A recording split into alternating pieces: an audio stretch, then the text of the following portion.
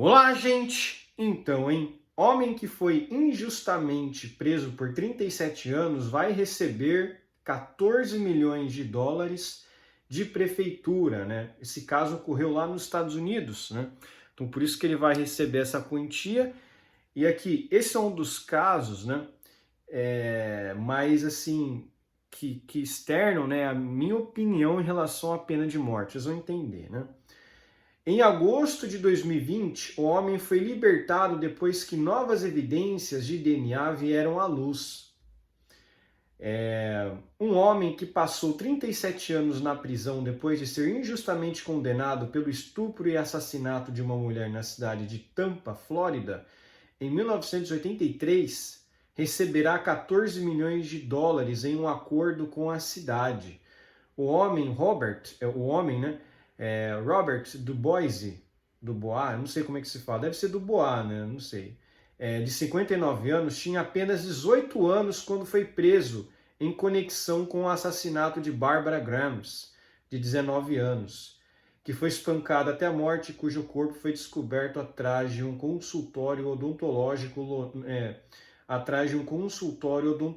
no lado norte da cidade em 19 de agosto de 1983. Só para vocês terem uma ideia, eu nem era nascido em 83, né? A maioria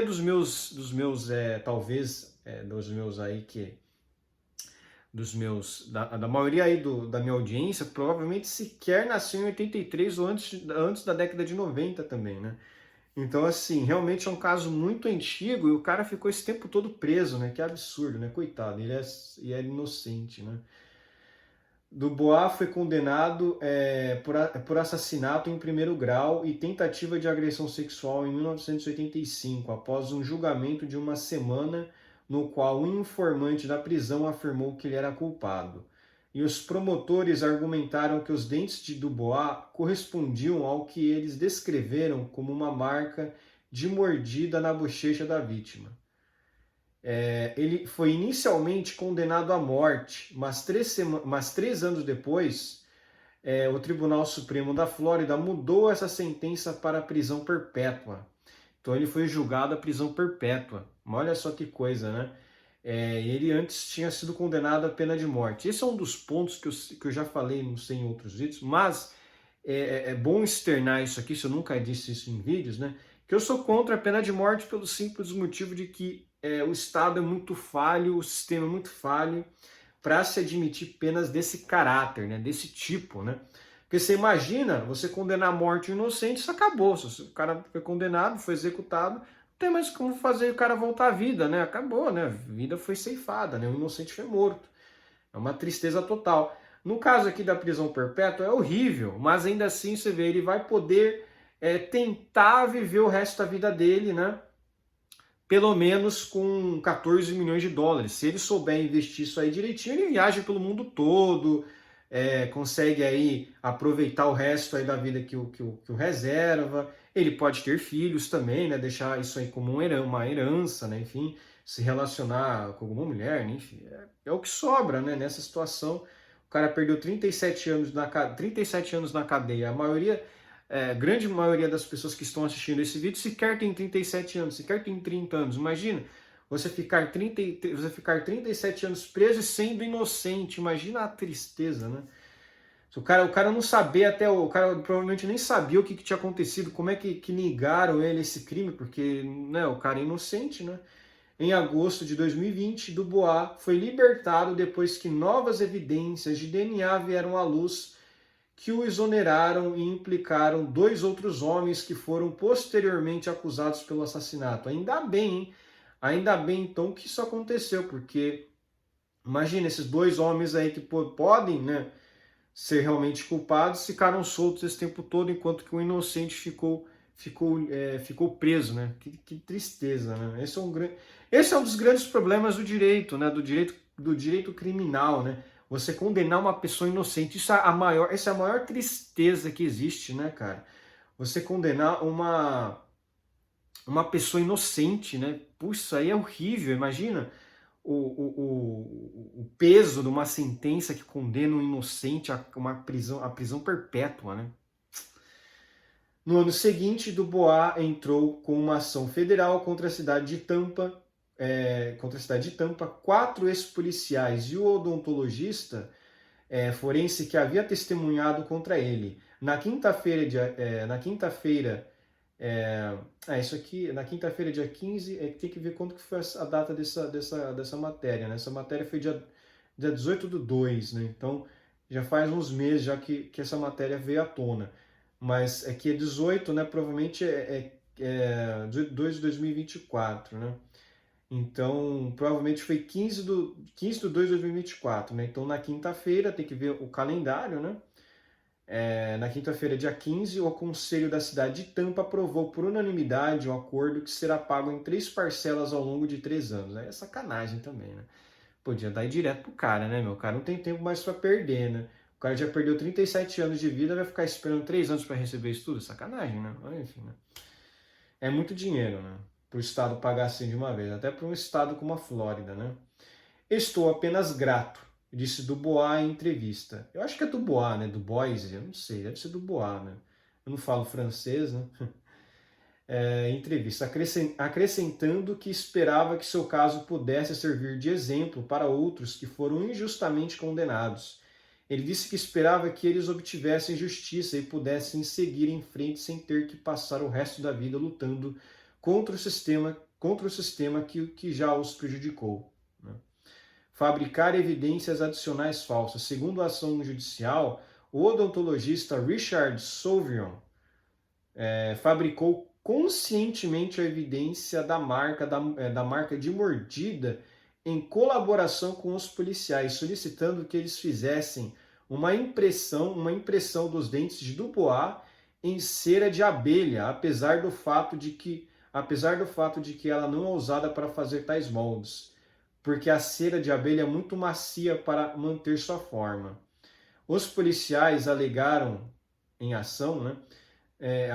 Os policiais alegou a ação, não fizeram nenhum esforço para encontrar o verdadeiro criminoso e, em vez disso, conspiraram para fabricar evidências adicionais falsas contra Dubois, coagindo informantes a testemunhar contra ele. Souviron disse em um depoimento que nunca fabricou qualquer evidência nem conspirou com os policiais para condenar Dubois. Nem ele, nem seu advogado foram localizados para comentários. Segundo o documento do acordo, a cidade negou alegações de má conduta intencional pelo Departamento de Polícia de Tampa ou seus ex-policiais, que em depoimentos afirmaram que nunca coagiram um informante da prisão a testemunhar contra Dubois. Ciência lixo. Em seu depoimento, o informante da prisão disse que Dubois nunca havia confessado estupro ou assassinato e que ele havia sido ameaçado pelos policiais a fornecer um falso testemunho de acordo com os documentos. Ixi.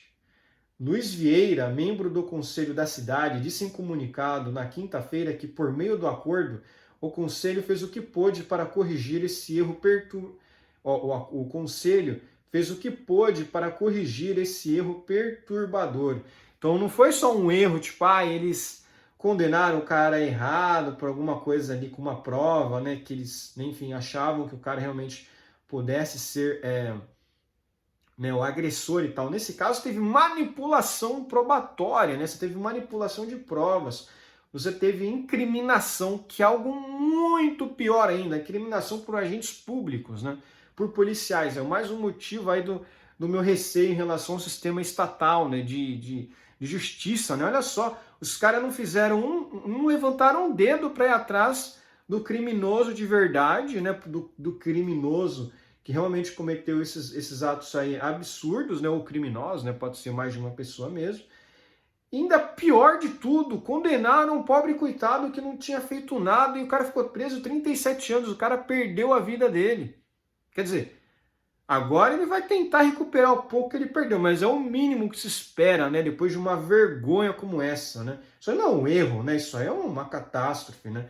Pô, como é que pode, né? Os policiais ameaçarem uma pessoa a fornecer um falso testemunho. Cara, isso aqui É medonho, né? Imagina se o cara tivesse sido condenado à pena de morte, né? Que ia recuperar o que aí, né?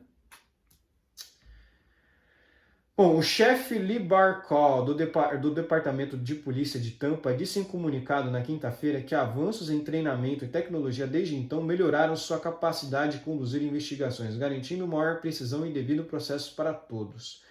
Um dos 4 ex-policiais morreu desde então. O advogado dos outros 3 policiais não comentou. O advogado de Dubois, Gail Horn, disse que apesar dos avanços, os tribunais continuaram a admitir o tipo de ciência lixo que deixou seu cliente injustamente preso por quase 4 décadas. Os promotores continuam a confiar em ciências lixo e os júris continuam a condenar com base nisso sem saber de nada melhor. É um problema real que continua a assolar o sistema de justiça criminal. Estou otimista que possamos e devamos fazer melhor. Caramba, esse caso aqui é medonho mesmo, hein? Realmente, assim, não tem como você ser a favor da pena de morte num sistema tão corrupto quanto esse daí, né? Um sistema judicial, né, cara? Não adianta você falar que não. O Estado não tem como eles prenderem alguém ou condenarem alguém à pena de morte, cara. Simplesmente isso. É cheio de falhas o sistema, né? E aquilo, né? Você pode dizer, mas tem casos que são irrefutáveis, que não tem como você negar que o cara realmente foi ele mesmo confessou, foi preso em flagrante, estava lá no ato.